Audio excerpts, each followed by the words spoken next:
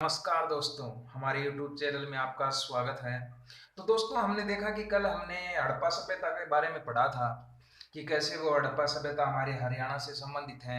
हम जब प्राचीन इतिहास की बात करते हैं तो दो सभ्यता पढ़ते हैं, एक है हड़प्पा सभ्यता और दूसरी है वैदिक सभ्यता। जो हड़प्पा सभ्यता के पतन के बाद में जो वैदिक सभ्यता का उदय हुआ वो आज हम पढ़ने वाले हैं और वो हरियाणा से किस प्रकार संबंधित है वो हम डिटेल में पढ़ेंगे दोस्तों। देखिए दोस्तों, मैं भारत के इतिहास पर ज़्यादा जोर नहीं दे रहा क्योंकि जब हम भारत का इतिहास पढ़ेंगे तो उसमें हम डिटेल से पढ़ लेंगे भारत का इतिहास। हालांकि हम हरियाणा के इतिहास के को इस वीडियो में डिटेल से पढ़ेंगे।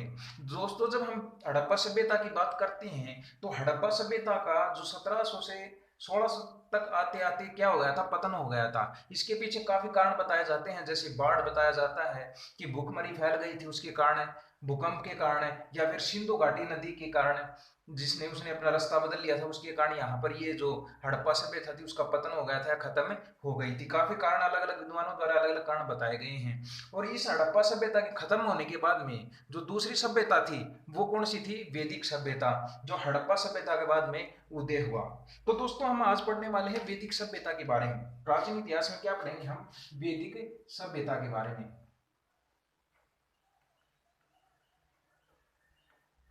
दोस्तों, जो वैदिक सभ्यता का सबसे पहले जान लीजिए कि वैदिक सभ्यता ही इसका नाम क्यों पड़ा, क्योंकि इसकी जानकारी हमें किससे मिलती है, वेदों से मिलती है।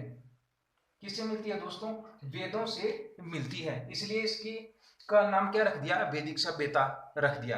और जो हड़प्पा सभ्यता थी उसकी जानकारी हमें कहाँ से मिलती थी, मुद्राओं से मिलती थी, वहां से प्राप्त अवशेषों से प्राप्त होती थी। हालांकि वहां की लिपि पढ़ी नहीं जा चुकी है, अगर पढ़ी जाती है तो हमें बहुत सी जानकारियां और प्राप्त होंगी। लेकिन जो वैदिक सभ्यता है इसकी जानकारी हमें कहाँ से मिलती है, वेदों से मिलती है।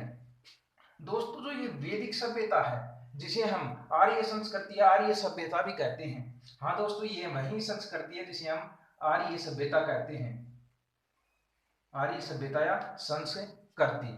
तो दोस्तों वैदिक सभ्यता में ये जानने के बाद में कि जो आर्य सभ्यता है या ये वेदों से निकली है तो जानना जरूरी हो जाता है कि इसका टाइम पीरियड कब से कब तक है। तो दोस्तों इसका जो टाइम पीरियड जो माना जाता है वो 1500 ईसा पूर्व से लेकर 600 ईसा पूर्व तक माना जाता है। 1500 ईसा पूर्व से लेकर 600 ईसा पूर्व तक माना जाता है दोस्तों। और इस वैदिक सभ्यता को दो भागों में बांट दिया, दो भागों में बांट दिया। एक है पूर्व वैदिक सभ्यता और एक है उत्तर वैदिक सभ्यता। जो पूर्व वैदिक काल है, जो पूर्व वैदिक काल है उसका टाइम पीरियड कितना है दोस्तों, उसका टाइम पीरियड है दोस्तों 1500 ईसा पूर्व से लेकर कब तक, 1000 ईसा पूर्व तक। ठीक है दोस्तों, इसको ऋग्वैदिक सभ्यता भी बोला जाता है क्योंकि इसकी जानकारी हमें कहां से मिलती है, ऋग्वेद से मिलती है। ठीक है दोस्तों, और दूसरे टाइम पीरियड को कब से कब तक बांटा, जिसे हम कहते हैं उत्तर वैदिक काल, उसको हमने बांट दिया कब से कब तक, 1000 ईसा पूर्व से लेकर 600 ईसा पूर्व तक। हमने दोस्तों टाइम पीरियड को बांट दिया, पूर्व वैदिक काल और उत्तर वैदिक काल। दोस्तों जब हम बात करते हैं कि ये वैदिक सभ्यता के लोग या जो आर्य सभ्यता के लोग कहाँ से आए थे, तो इसमें भी काफी विद्वानों के मतभेद हैं। कुछ लोग मानते हैं कि मैक्स मूलर जो विद्वान है उनका मानना है कि ये लोग मध्य एशिया से आए थे। अपने जो पंडित गंगाधर तिलक है उनका मानना है ये लोग कहाँ से आए थे, जो तिब्बत से आए थे। और जो हमारे स्वामी दयानंद जी हैं उनका मानना है कि जो ये लोग थे, सॉरी मैंने उल्टा बता दिया, तो स्वामी दयानंद के अनुसार ये लोग तिब्बत से आए थे। और पंडित गंगाधर तिलक के अनुसार ये लोग कहाँ के निवासी थे, कहाँ के मूल निवासी थे, तो ये उत्तरी ध्रुव के मूल निवासी थे दोस्तों। तो इसमें काफी मतभेद है कि ये कहाँ के निवासी थे, और कुछ लोगों का ये भी मानना है कि ये भारत के स्थायी निवासी थे दोस्तों। तो इसके बाद में हम पढ़ेंगे दोस्तों कि जो ये वैदिक सभ्यता के लोग थे, वैदिक सभ्यता के लोग थे ये पशुपालन करते थे दोस्तों और खेती करते थे और कबीलों में रहते थे। छोटे छोटे कबीले कबीलों में रहते थे। और जैसे जैसे टाइम पीरियड बढ़ता गया, ये किस में बदल गए, राष्ट्र में बदल गए। छोटे छोटे कबीले मिलकर राष्ट्र में, और राष्ट्र से फिर किस में बदल गए, जनपद में, जिसमें हम आगे पढ़ेंगे। तो दोस्तों हमने देखा कि जो वैदिक सभ्यता है वो किस प्रकार पली बढ़ी। और दोस्तों ये किस क्षेत्र में पली बढ़ी ये जानना जरूरी हो जाता है। तो ये हमारे जो ये भारत है, ये भारत है, यहाँ जो सप्त सिंधु क्षेत्र है, सप्त सिंधु 7 नदियों का जो क्षेत्र है, 7 नदियां कौन सी है, झेलम है, चिनाब है, रावी है, व्यास है, सतलुज है और सरस्वती है, और जो सिंधु नदी है का जो ये क्षेत्र है, यहाँ पर ये नदी, यहाँ पर ये सभ्यता है, ये पली बढ़ी दोस्तों। तो जो इसके बाद में हम देखेंगे कि ये हमारे हरियाणा से किस प्रकार संबंधित है। ये दोस्तों सप्त सिंधु क्षेत्र में विकसित हुई है सभ्यता, आपने देखा। तो क्या हमारे जो सप्त सिंधु क्षेत्र था वो हमारे हरियाणा से संबंधित है? हाँ दोस्तों, बहुत ज्यादा संबंधित है। तो अब पढ़ेंगे हम वैदिक सभ्यता, इन वैदिक सभ्यता हरियाणा के अंदर। तो दोस्तों सबसे पहले हमें देखेंगे कि जो वैदिक सभ्यता के अंदर है, तो जो हरियाणा के अंदर जो ये लोग बसे थे, तो कौन से क्षेत्र में बसे थे, जो सरस्वती और जो दर्शदवती या दर्शदवती या दर्शदवती, दर्शदवती नदियां, इसे अब जो फिलहाल घग्गर कहा जाता है, इस नदी के जो बीच का क्षेत्र था, इस नदी के जो बीच का क्षेत्र था, इस नदी के बीच के क्षेत्र में ये लोग आकर बसे थे। और इस क्षेत्र को क्या कहा जाता था, इस क्षेत्र को ब्रह्मवृत क्षेत्र या ब्रह्मावृत क्षेत्र कहा जाता था, ब्रह्मावृत क्षेत्र कहा जाता था दोस्तों। तो जो वैदिक सभ्यता के लोग थे, जो हरियाणा के अंदर सरस्वती और दर्शवती नदी के जो बीच का क्षेत्र था, उस क्षेत्र के अंदर आकर बसे, जिसे क्या कहा जाता है, ब्रह्मावर्त कहा जाता है दोस्तों। तो दोस्तों एक चीज देखेंगे, जो ये आर्य लोग थे, आर्य लोग कहते थे, जो इनके अलावा जो लोग थे उन्हें क्या कहते थे, अनार्य कहते थे। क्या कहते थे, अनार्य कहते थे, या फिर क्या कहते थे, दास कहते थे, या फिर क्या कहते थे, दशयु कहते थे। ये जो अनार्य जाति के लोग थे, जो आर्य थे, और जो आर्य के अलावा थे उन्हें क्या कहते थे, अनार्य, दास या फिर दशयु कहते थे दोस्तों। तो इस प्रकार देखेंगे जो हरियाणा के अंदर किस जाति के लोग रहते थे। तो हरियाणा के अंदर अनार्य जो लोग थे वो जो पणी जाति थी, पणी नाम से प्रसिद्ध थे, जो अनार्य लोग थे वो पणी नाम से प्रसिद्ध थे। और कहां पर रहते थे, पानीपत वाले स्थान पर रहते जो फिलहाल, और जिसे जब क्या कहा जाता था, पणी परस्त कहा जाता था। तो जो ये जो पणी लोग थे वो पानीपत के पणी परस्त क्षेत्र में रहते थे और यहाँ के लिए प्रसिद्ध थे दोस्तों। तो इसके बाद में हमने देखा कि जो वैदिक सभ्यता में जो पणी लोग थे, अनार्य जाति के लोग थे, वो पानीपत में रहते थे और वहाँ क्या कहा जाता था, पानी फरस्त कहा जाता था। उसके बाद में देखेंगे दोस्तों हरियाणा के अंदर या फिर वैदिक सभ्यता के अंदर, वैदिक सभ्यता हमारे हरियाणा से किस प्रकार संबंधित है।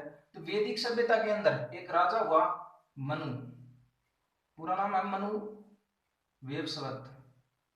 ये आर्यों का पहला पराक्रमी राजा था दोस्तों। तो इसके दोस्तों 4 पुत्र थे। कौन से थे 4 पुत्र, इक्ष्वाकु, दूसरा था परशु, तीसरा था सुदुमन और चौथा था सयाति। ये लोग मनु के 4 पुत्र थे दोस्तों। जो ये सुदुमन और जो सयाति थे, ये दोनों कहाँ संबंधित थे दोस्तों, ये हरियाणा से संबंधित थे दोस्तों।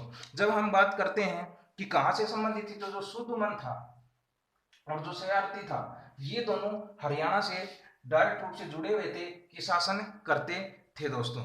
जो सुदुमन था, तो सुदुमन के अंदर जो अंबाड़ा था, अंबाड़ा और जो कुरुक्षेत्र, अंबाड़ा और कुरुक्षेत्र वाला हिस्सा आता था। और जो सयाति था, इसके अंदर जो नारनौल और महेंद्रगढ़ वाला क्षेत्र इसके अंदर आता था। जो सयाति राजा हुआ था, इसने एक यज्ञ करवाया था, कौन सा,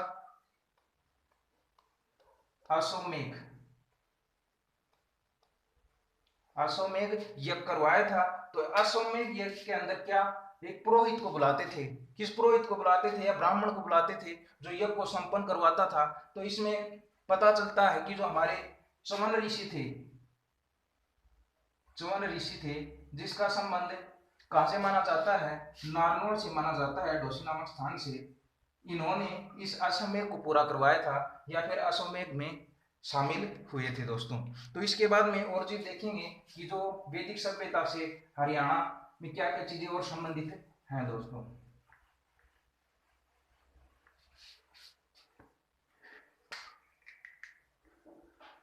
हमने दोस्तों ये हम पढ़ रहे थे, जो ये चीजें पढ़ रहे थे ये पूर्व वैदिक सभ्यता की बात कर रहे थे, पूर्व वैदिक सभ्यता की बात कर रहे थे। अब हम उत्तर वैदिक सभ्यता के बारे में पढ़ेंगे दोस्तों। तो उत्तर वैदिक सभ्यता के अंदर, जो उत्तर वैदिक सभ्यता के अंदर हम पढ़ेंगे, जिसका टाइम पीरियड कब से कब तक माना जाता है, जिसका टाइम पीरियड 1000 ईसा पूर्व से लेकर 600 ईसा पूर्व तक माना जाता है। तो दोस्तों इस उत्तर वैदिक सभ्यता में एक आर्यों का एक राजा हुआ, कौन? कुरु राजा कुरु हुआ, जिसने हमारे हरियाणा के अंदर कौन सा क्षेत्र बसाया? कुरुक्षेत्र वाला हिस्सा बसाया। उन्हीं के नाम पर ये कुरुक्षेत्र बसाया गया था। राजा कुरु द्वारा ये कुरुक्षेत्र बसाया गया दोस्तों। इसका जो उत्तराधिकारी कौन हुआ? परीक्षित हुआ। इसका उत्तराधिकारी क्या हुआ? परीक्षित हुआ। उनका एक पुत्र हुआ जन्मेजय, जिसका संबंध कहां से था? हमारे हरियाणा के सफीदो जो जींद में पड़ता है वहां से था। यहाँ ये वही जन्मेजय जिसने क्या करवाया था? नाग यज्ञ करवाया था दोस्तों। नाग यज्ञ या सर्प यज्ञ करवाया था राजा परीक्षित के बड़े पुत्र जन्मेजय ने दोस्तों। इस प्रकार हम देख रहे हैं कि जो वैदिक सभ्यता है वो हमारे हरियाणा से किस प्रकार संबंधित है दोस्तों। इसी समय जो एक हमारे हरियाणा में युद्ध भी हुआ था, जिसे हम कुरुक्षेत्र का प्रथम युद्ध कहते हैं। तो एक जाति रहती थी गंधार, गंधार जाति, जो भारत के उत्तर पश्चिम क्षेत्र में निवास करती थी, जो एक लड़ाकू जाति थी। तो इसकी गंधार की, और जो हमारे हरियाणा में कौरव रहते थे, जो राजा परीक्षित था, इन्हीं के उत्तराधिकारी थे शांतनु। कौन थे? शांतनु। इनके काल में कौरवों और गांधारों का, शांतनु कौरव था और गांधारों का क्या हुआ? युद्ध हुआ दोस्तों, जिसमें शांतनु के जो पुत्र थे चित्रांग, शांतनु के जो पुत्र थे चित्रांग, उन्होंने गांधारों के साथ युद्ध किया। हालांकि वो इस युद्ध में मारे गए थे, और लेकिन युद्ध उन्होंने जीत लिया था, जिसे हम क्या कहते हैं? कुरुक्षेत्र का प्रथम युद्ध कहते हैं दोस्तों। जब हम बात करते हैं इसी शांतनु का एक उत्तराधिकारी हुआ विचित्र वीर्य, जिसके दो पुत्र थे धृतराष्ट्र और पांडु। तो वहां से महाभारत स्टार्ट हो जाती है दोस्तों। तो महाभारत हम डिटेल में अगले वीडियो में पढ़ेंगे, क्योंकि वहां से काफी सारे क्वेश्चन बन जाते हैं दोस्तों। तो दोस्तों जो हमें एक चीज और बता देता हूं, जो वैदिक सभ्यता है, हमारी वैदिक सभ्यता, उसमें पूर्व वैदिक सभ्यता की जानकारी हमें ऋग्वेद से मिलती है। और जो उत्तर वैदिक सभ्यता है, उत्तर वैदिक सभ्यता की जानकारी हमें सामवेद है, यजुर्वेद है, अर्थवेद है, पुराण है, इनसे मिलती है। तो जो एक हमारे पुराण है स्कंद पुराण, उसमें जो कुरुक्षेत्र का नाम है वो क्या मिलता है? हरि क्षेत्र मिलता है, हरि क्षेत्र मिलता है दोस्तों। ये चीजें आपको क्या रखनी है? ध्यान में रखनी है दोस्तों। तो इस प्रकार हमने देखा कि जो वैदिक सभ्यता है वो हमारे हरियाणा से किस प्रकार संबंधित है दोस्तों। तो धन्यवाद दोस्तों। अगले वीडियो में हम आगे पढ़ेंगे, जैसे कि गुप्त काल है, इसके बाद में मौर्योत्तर काल है, वो सभी धीरे धीरे मैं बताता जाऊंगा आपको आगे वीडियो में, आप देखते जाना। धन्यवाद।